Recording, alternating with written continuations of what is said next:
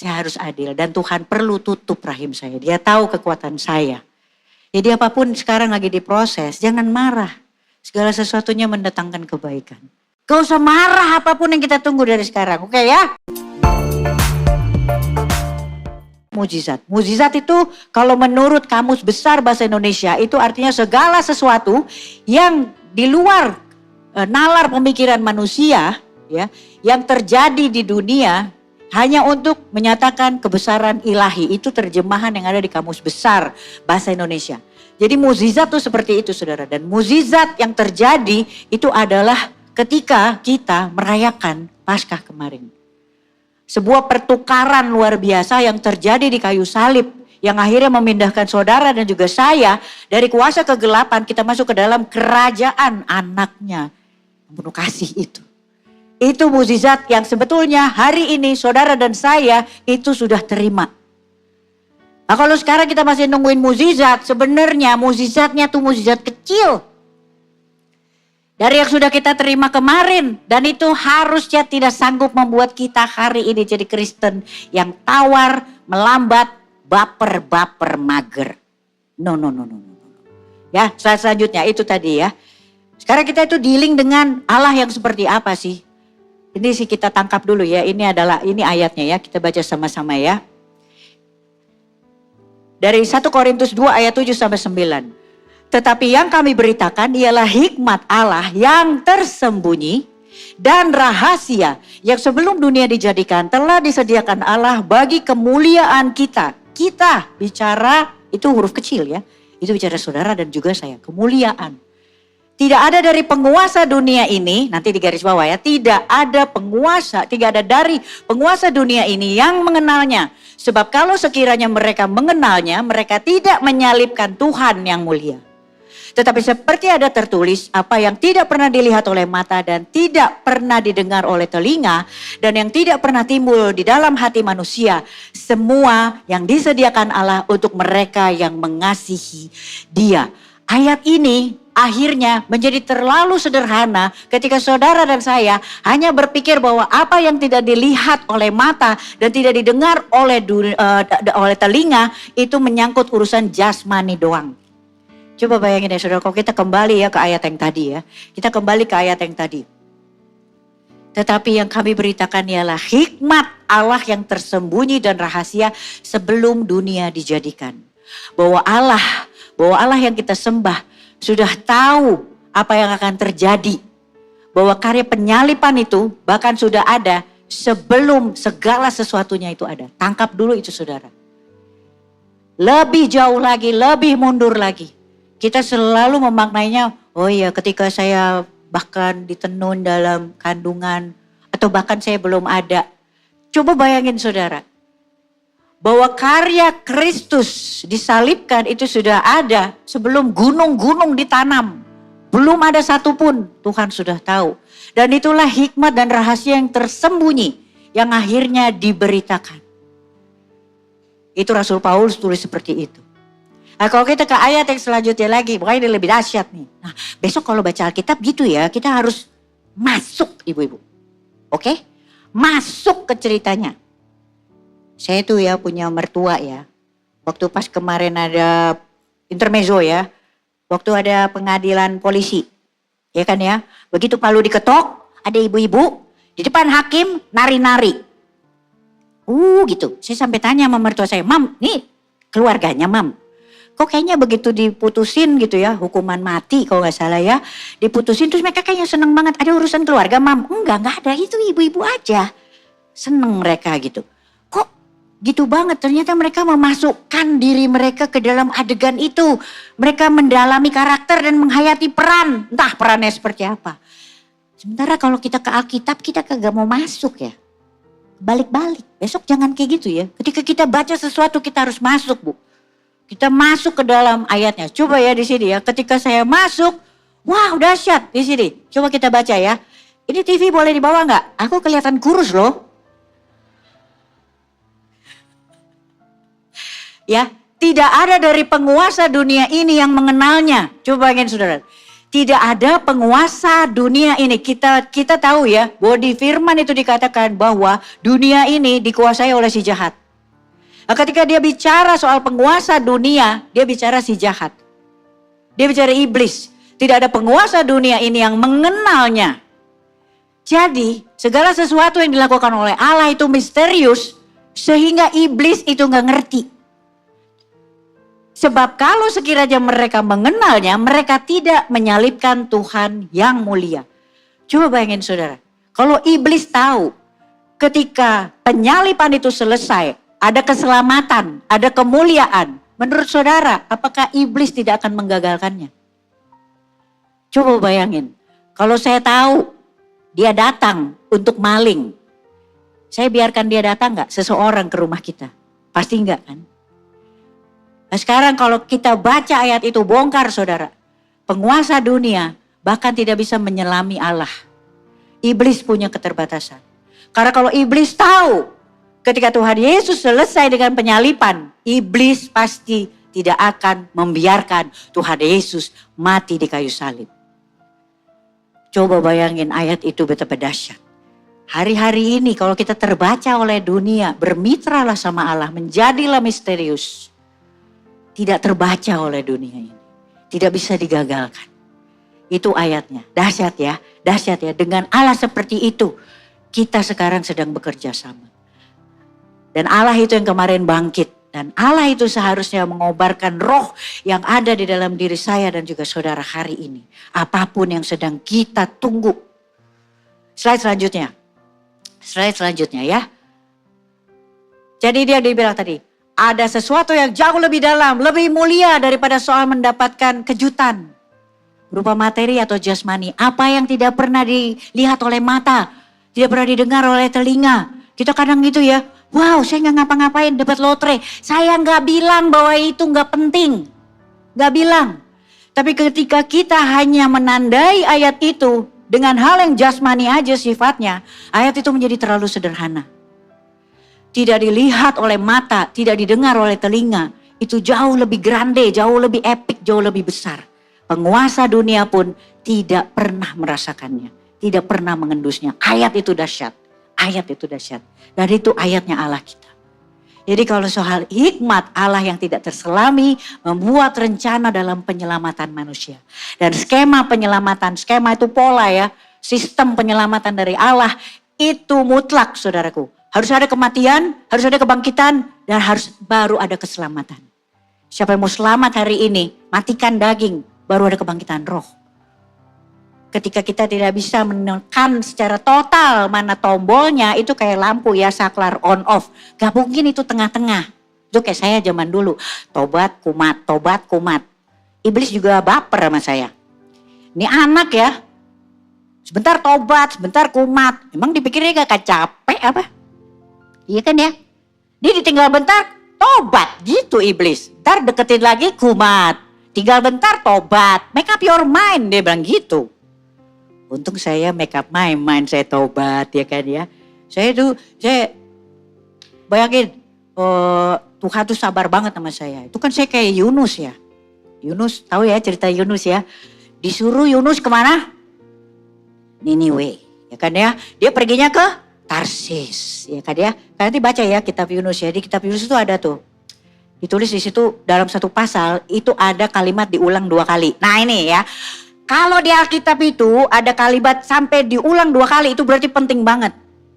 Di situ ada tulisan jauh dari hadapan Tuhan. Saya tahun 99 saya dinubuatkan sebetulnya waktu itu. Ada seorang hamba Tuhan bilang, kamu akan jadi tiang doa dan pengkhotbah. Wah, saya mau tolak dalam nama apa coba? Saya pulang, pahit, nggak mau, gitu. Itu sama seperti disuruhnya ke Niniwe, dia perginya ke Tarsis. Saya disuruh jadi hamba Tuhan, saya pergi ke disco, ibu-ibu. Ya kan ya? Sama kayak Yunus. Yunus pikir jauh dari hadapan Tuhan. Niniwe itu pegunungan. Tarsis itu laut. Laut itu kalau di Alkitab itu simbol dari kematian. Dia gelap, ya maut itu. Dia pergi ke sana jauh dari hadapan Tuhan. Seolah-olah Tuhan gak bisa ikut ke laut. Dunia orang mati. Saya juga gitu. Saya disuruh jadi hamba Tuhan, saya ke disco. Dunia gemerlap malam. Seolah-olah Tuhan gak ikut ke disco. Coba bayangin itu. Saya berusaha menjauh, tapi Tuhan itu sabar banget. Jadi waktu di sini, saya merasa bahwa kita semua itu harusnya hari ini juga merasakan kita ini sekarang sedang bergerak itu ke arah mana. Navigasi kita itu ada di mana. Coba kita ke slide yang selanjutnya. Ya, itu tadi contoh aja, contoh betapa Tuhan sabar. Manusia duniawi itu gak bisa mendeteksi apa yang kita lakukan. Gak bisa menerima, kenapa? Allah itu roh. Jadi segala sesuatu yang berasal dari roh Allah itu gak kena sama dunia. Ciong. Kalau kata orang Batak apa itu namanya ya? Gak masuk tuh barang. Gak ada orang Batak di sini ya? Gak ada ya? Gak apa-apa, berarti saya aja gitu ya. Kalau gitu dia ciong, dia gak bisa. Makanya kalau segala sesuatu yang kita lakukan yang menurut kehendak Allah itu pasti dunia gak bisa mendeteksi. Dunia gak bisa ngelihat, dunia gak bisa terima. Itu ada di 1 Korintus 2 ayat 14. Tetapi manusia duniawi tidak menerima apa yang berasal dari roh Allah. Karena hal itu baginya adalah suatu kebodohan. Dan dia tidak dapat memahaminya. Sebab hal itu hanya dapat dinilai secara rohani. Nah gini ya, makanya kalau dalam bahasa praktisnya adalah segala sesuatu yang dilakukan oleh Tuhan, cara kerjanya tidak terselami, tidak masuk akal, bahkan sebuah kebodohan buat dunia. Waktu saya mulai diproses oleh Tuhan aja kan gitu ya, semua pasti menjauhi saya ya kan ya, apalagi kayak sekarang gitu, semua bilang sok suci lah gitu kan ya, sok asik, Tamara lu jangan deket-deket lah, capek, dikit-dikit Tuhan gitu. Saya jawab aja, ya habis gimana Tuhan juga dikit-dikit gue, lu enggak ya? Gitu. Saya bilang gitu aja. Nah kalau makin dalam saya bilang lagi, lu enggak ya? Mungkin lu bukan Tuhan, lu enggak mau ganti Tuhannya. Tuhan gua gitu. Jadi kita akan selalu punya kreativitas ilahi untuk menjawab. Tapi gitu, karena kita jadi orang yang tidak dikenal. Kita memang masih hidup di dunia, tapi karena kita tidak berasal dari dunia, maka ketika kita bermitra sama Tuhan, kita tegak lurus sama Tuhan, kita juga secara otomatis tidak dikenal oleh dunia. Saya bahkan bilang gini, dulu kan selalu kita bilang, wah God works in a mysterious way, katanya gitu ya kan ya. Jadi kalau saya sampai seperti jadi kayak keong emas, kerja diam-diam dan sendirian tapi semua beres, berarti saya misterius dong, berarti saya tahu dong saya bekerjanya sama siapa. Kalau saya masih terus bisa dibaca oleh dunia, wah kebaca, wah ketipu gitu. Berarti saya belum sungguh-sungguh bermitra oleh Tuhan. Tuhan itu apa yang harus kita singkap, kejujuran kita singkap sama dia, dia tutup. Tapi kalau kita tutupin apa yang harus kita singkap sama dia akan singkap. Dia akan bukakan. Jadi sebaiknya kita jujur sama Tuhan. Jujur sama Tuhan berarti tidak kompromi sama dunia. Amin saudara ya. Sampai sini saya terlalu cepat? Enggak ya, ada yang udah gak kuat? Karena saya kan masih 4,5 jam lagi. Ya, Ibu goreng-gorengannya mungkin supaya dengerin khotbahnya kuat. Oke, kita ke slide selanjutnya ya. Slide selanjutnya coba kita lihat ya. Nah ini definisi sukses, bahagia secara duniawi, kaya, selalu kayak gitu ya. Kaya, sehat, kita diberkati karena status sosial kita gitu kan ya. Padahal sekarang saudaraku ya, kalau kita lihat di sini, saya gak ngerti loh ibu-ibu ini. Apa, siapa, ngapain, profesinya apa, gak ngerti saya. Tapi saya tahu kita ada keseragaman ketika kita ada di sini dan itulah yang mulia. Yang mulia itu adalah panggilan saudara dan juga saya hari ini. Panggilannya apa? Profesi itu gak mulia. Yang mulia itu panggilannya. Panggilan kita, saudara dan saya, ibu-ibu, panggilan kita itu adalah menjadi serupa dan segambar dengan Kristus. Dah, saya ngeliat itu aja. Saya gak ngeliat di sini mungkin ada yang ibu rumah tangga, ada yang dokter, ada yang lawyer, ya kan dia? Tapi saya gak ngeliat itu. Tapi kita duduk sama-sama, misalnya kita ada di sebuah restoran, kita duduk sama-sama, cara kita menjawab, waiters, yang mungkin telat banget bawa makanan kita atau salah, serupa dan segambar gak? Mencerminkan Kristus gak? Itu aja yang seragam dan itulah yang mulia. Itu aja yang mesti diingat, profesinya gak mulia. Ini garis bawah ya, saya senang dengan kalimat saya sendiri ini. Yang mulia bukan profesinya, yang mulia adalah panggilannya.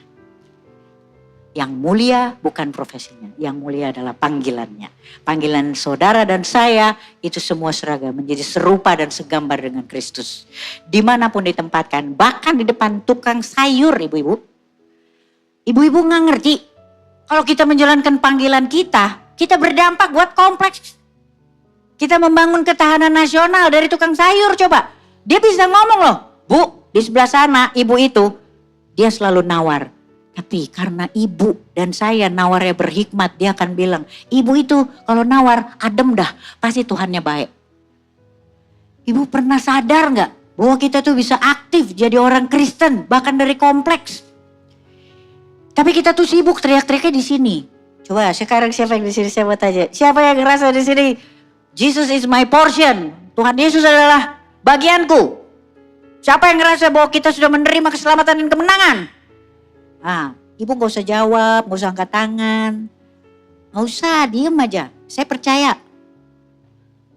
Yang kagak percaya itu di luar. Tapi itu di sana kita diem, di sini kita teriak-teriak. Kita udah harus mulai buka mulut. Coba orang Batak, saya sama tukang sayur. Orang Batak kan DNA-nya nawar, Bu. Iya kan? Beda 2000 aja tuh prestasi. Tuh, ya kan? Tapi nawarnya tuh harus berhikmat. Iya bener, orang Batak kalau gak nawar, berhenti tumbuh kembang hidupnya ini. Tubuh, beneran. Kita harus nawar. Walau 2000, iya. Batak kan ya Bu ya? Iya gitu. Tuh. Tapi ketika kita keluar bermasyarakat, tukang sayur itu bisa bilang, ibu yang sana tuh. Kita akhirnya mendekatkan orang kepada Tuhan. Kita memuridkan. Itu secara aktif. Saudaraku ya, coba kita kembali ke slide-nya. Juga yang ada di rumah ya. Semua langsung, oke. Saya merasakan ya yang ada di rumah-rumah. Ada beberapa ibu yang udah langsung, oke, besok ketemu tukang sayur, lihat aja. Aku akan tawar dia dengan hikmat. Ya kan ya. Nanti saya kasih ke. Jadi semua itu yang saya bilang ya. Jadi gak penting. Makanya Tuhan tuh punya janji. Semua akan jadi kepala bukan ekor. Kenapa? Gak ada profesi yang cuma ibu rumah tangga. Ibu rumah tangga adalah seorang ratu. Yang bisa berdampak buat tukang sayur. Tukang sayur itu emang ibu gak mikir. Dia bisa ngomong lagi sama tukang sayur kompleks lainnya. Sehingga tukang sayur kompleks itu mungkin pindah ke kompleks ibu. Karena semua ingin berhubungan dengan ibu-ibu prajurit Kristus. GSJs. Perempuan-perempuan tangguh itu. Ya, itu hal praktis. Oke, kita kembali ke slide-nya. Dan semua yang ada, yang di atas yang saya bilang itu semua. Termasuk keluarga itu sifatnya sementara. Gak usah dibawa ke hati. Yang sekarang lagi nungguin mukjizat pemulihan, suami gak bisa diajak bicara, ya kan ya. Pemulihan rumah tangga, lagi sakit. Anak juga gak bisa diajakin ngomong. Dulu waktu saya itu lahir dari generasi takut sama orang tua. Kalau sekarang kebalikan, orang tua takut sama anak. Selama anaknya diam, udah biarin aja. Wes meneng aja kue, gitu kan ya. Wes benai, meneng aja kue, gitu kan ya. Itu kita tuh sekarang itu sedang berhadapan dengan generasi yang seperti itu, ibu-ibu. Gak usah terlalu dipikirin. If you want to change the atmosphere, kita mau mengubah atmosfer kita memperbaiki diri kita sendiri. Dan cara kita memperbaiki diri kita sendiri itu adalah dengan menaklukkan pikiran kita. Bahwa kita harus begini, bahwa kita harus begitu. Gak ada yang bilang, coba sekarang saya mau tanya. Kalau sekarang ada mau pemulihan ekonomi. Kenapa? Karena aset saya dicuri orang, katanya kayak gitu. Bu, 1 juta kali misalnya ya, saya punya aset, sertifikat SHM, hak milik. Mati pun aku nanti malam, ku bawa itu? Enggak. Jadi mau dia HGB ke, SHM ke, MCK ke, ya udah biarin aja. Yang penting bagaimana kita menghidupi apa yang kita yakini, bagaimana kita menjalani apa yang sekarang sedang terjadi. Itu aja yang Tuhan mau lihat. Nah itu gak bisa terjadi ketika seseorang masih merasa bahwa mukjizat itu adalah mukjizat yang harus terjadi setiap hari. Ini Tuhan yang mana, yang ciptaan yang mana. Ayo coba. Saya itu hari ini ya, saya itu malu sama Tuhan. Jadi kalau misalnya saya lagi berdoa ya, Saya berdoa misalnya ini ada doa yang belum dijawab sama Tuhan. Ya saya nunggu aja lah. Coba bayangin kalau diingat-ingat ya. Tahun 99 saya dibuatkan, terus saya suruh Tuhan nunggu. Saya disko dulu ya Tuhan. Dahsyat gak tuh? Ini mana yang Tuhan coba? Jadi kalau hari ini saya disuruh tunggu, yang ketawa-ketawa pasti kan ngerti ya. Ada juga dong yang dipanggil sama Tuhan, suruh Tuhan tunggu, ya kan? Sekarang giliran Tuhan bilang udah tunggu ya, tunggu. Ngak-ngek-ngok semuanya. Kok gini sih, kok dia udah sih gitu. Giliran kita nungguin, bentar Tuhan, ini lagi asik nih, musik lagi enak. Coba bayangin, kita pasti gak ada satupun dari ibu-ibu, saya dan saudara yang hari ini belum pernah nyuruh Tuhan nunggu. Ya kan? Udahlah ibu-ibu gak usah senyum, bertobat aja. Saya ngomong sama diri saya sendiri tuh begitu. Saya ketawa-ketawa, iya ini yang Tuhan yang mana sih? Iya kan ya, jadi kalau hari ini disuruh tunggu, tunggulah. Bahkan anak coba, saya kesaksian lagi gitu ya. Saya itu kan punya 3, saya itu kan mandul ya. Jadi seumur hidup tuh saya tuh kebanyakan dari perjalanan hidup saya tuh perempuan yang pemarah. Iya kan ya, siapa di sini yang sumbunya pendek? Nggak apa-apa lah, nggak usah angkat tangan ya, yang ketawa-ketawa ya kan ya. Saya dari semua ibu-ibu yang saya khotbah ya, cuma 1 kali Bu. Saya waktu itu gak tahu di Kelapa Gading ya, kalau saya kan Jaksel ya kan. Nanti dikit-dikit bahasa Inggris ya, karena katanya kalau pengkhotbah dari Jakarta Selatan tuh harus ada English, broken English katanya gitu. Ya itu, gak ngerti kenapa gitu. Jadi saya waktu itu ke Kelapa Gading. Saya tanya di situ, di sini ada yang sumbunya pendek? Saya udah expect pasti gak ada yang angkat tangan ya kan. Ada loh ibu-ibu dengan bangga, riang gembira gitu. Wah saya bilang bangga bener dia. Terus saya bilang gini, sorry Bu, ibu baru runner up. Saya gak ada sumbunya dulu. Belum ada kejadian apa-apa udah marah. Saya bilang gitu. Iya kan, kayak artis-artis, ibu tahu kan dulu ada Alis Heran ya. Yang dipopulerkan oleh teman saya nggak bisa ngomong namanya siapa ya, nanti Krisdayanti. Gak apa-apa, teman baik. Saya memang suka bawa nama dia. Iya kan, dipopulerkan oleh itu sahabat saya. Itu Alis, alisnya heran gitu. Kita semua dulu sempat mengalami alis heran. Belum diceritain apa-apa udah heran. Gitu. Saya juga gitu, masalah belum datang saya udah marah. Gak ada sumbunya dulu. Coba bayangin tuh ya ibu-ibu. Tapi itu kan hari ini saya sibuk. Kenapa saya marah? Karena saya itu sibuk sama dunia. Dunia itu bilang perempuan itu harus punya anak. Ya kan? Harus melahirkan. Kalau gak punya anak, gak afdol. Nanti giliran melahirkan tanya, yuk melahirkan normal sesar. Kalau sesar belum afdol. Banyak kali loh peraturan di dunia ini. Tapi herannya itu saya taruh, habis itu saya marah sendiri sama Tuhan. Kenapa? Saya dikasih kondisi yang seperti ini. Nah, hari ini ya saudara ya, saya bilang ya, saya itu dianugerahi 3 orang anak dari 3 orang ibu. Ya, anak pertama saya itu lahir dari almarhum istri pertama dari suami saya. Umurnya 24 tahun. Meninggal waktu usianya 8 tahun. Ya, anak saya yang kedua, saya lagi syuting, ya tiba-tiba datang mau keranjang. Oke tuh, ada tulisannya gini, Bu, ibu nggak kenal saya, tapi saya tahu ibu dari TV. Kayak ibu orang baik, bayangin saudara, bertobat juga belum ya. Udah ditulis itu ibu orang baik. Anak ini intinya dia akan jadi orang kalau sama ibu. Umurnya 18 tahun sekarang, ya kan ya.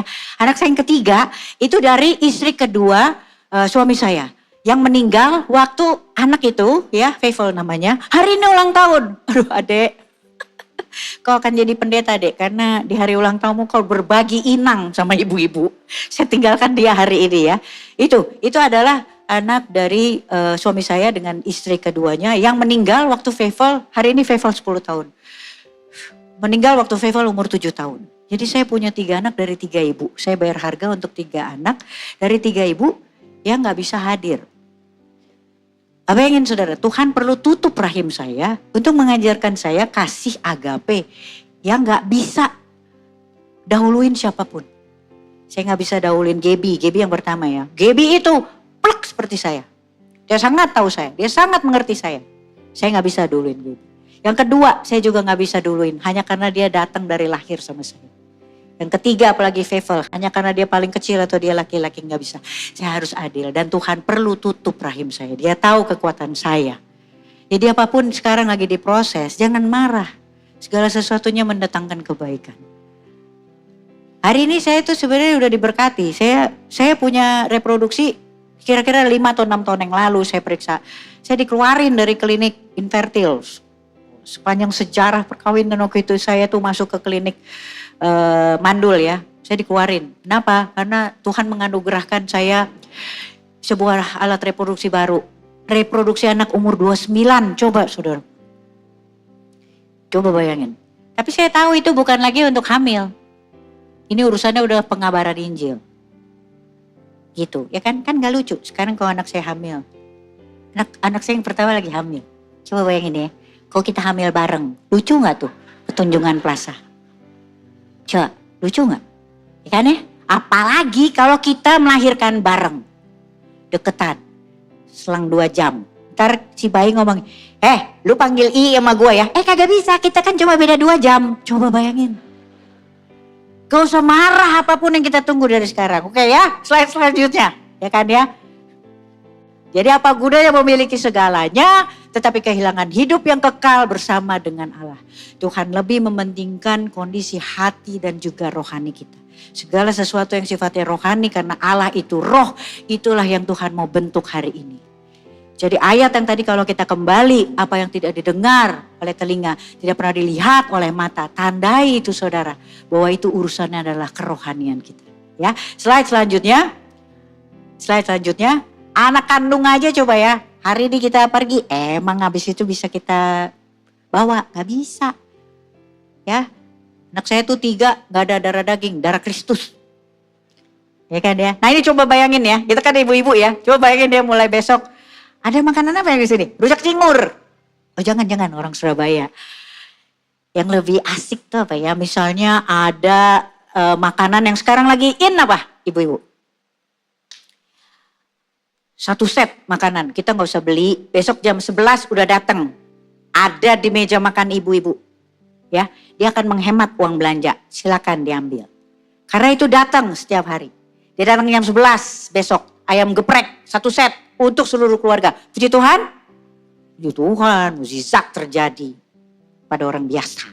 Hari ini mukjizat masih terjadi. Besok kan hari Kamis. Jumat. Datang lagi jam 11. Ayam geprek saudara. Di jam yang sama. Di meja yang sama. Kita bahkan belum keluar berbelanja. Ayam itu datang lagi. Puji Tuhan. Haleluya. Sabtu. Datang lagi tuh ayam geprek. Jam 11. Ada di meja. Kita belum ngapa-ngapain. Puji Tuhan, mukjizat terjadi. Bayangkan saudaraku, kalau itu terjadi 40 tahun. Gimana? Pemirsa, Besti? Kadang kita dengan mukjizat aja. Ini adalah perjalanan waktu Tuhan mengadakan mukjizat, memindahkan bangsa Israel ke tanah perjanjian. Mukjizat bahkan membosankan. Mereka mau balik. Katanya kami kurus kering katanya gitu. Hati-hati kita sekarang yang sedang nunggu mukjizat. Mungkin Tuhan udah pernah kasih dan kita bosan ngelihatnya. Kita periksa hari ini. Mungkin mukjizat itu sudah pernah terjadi tapi kita gak ngapa-ngapain. Coba bayangin itu. Kita pelajari ya karakter mukjizat ya. Mukjizat itu terjadi gini. Ya selanjutnya karakteristik mukjizat. Supaya kita ngerti hari ini tuh kita ngapain. Mukjizat itu bukan urusannya kita. Karena mukjizat itu adalah kepunyaan Allah, dia punya tujuan, itu adalah tujuannya Allah. Tujuannya Allah ketika mengadakan mukjizat itu bukan melepaskan saya dan juga saudara dari keterikatan penderitaan badan, bukan. Bukan mengeluarkan saudara dari kenyataan yang tidak menyenangkan hidup. Tapi mukjizat kalau sampai dijadikan itu urusannya adalah kesaksian untuk mendekatkan orang-orang kepada Allah. Itu adalah konsep mukjizat. Itu karakter mukjizat yang pertama. Jadi kalau kita hari ini menungguin mukjizat, kita tanya, apakah ini memiliki nilai kesaksian sebetulnya? Karena mukjizat, ketika kita tahu bahwa mukjizat itu adalah kepunyaan Allah, adalah tujuan Allah, kepentingannya Allah, maka kita hanya minta sama Tuhan, apakah itu memang sesuai dengan apa yang sekarang sedang aku rasakan. Itu punya Allah, gak usah diminta, Allah kerjakan. Itu mukjizat.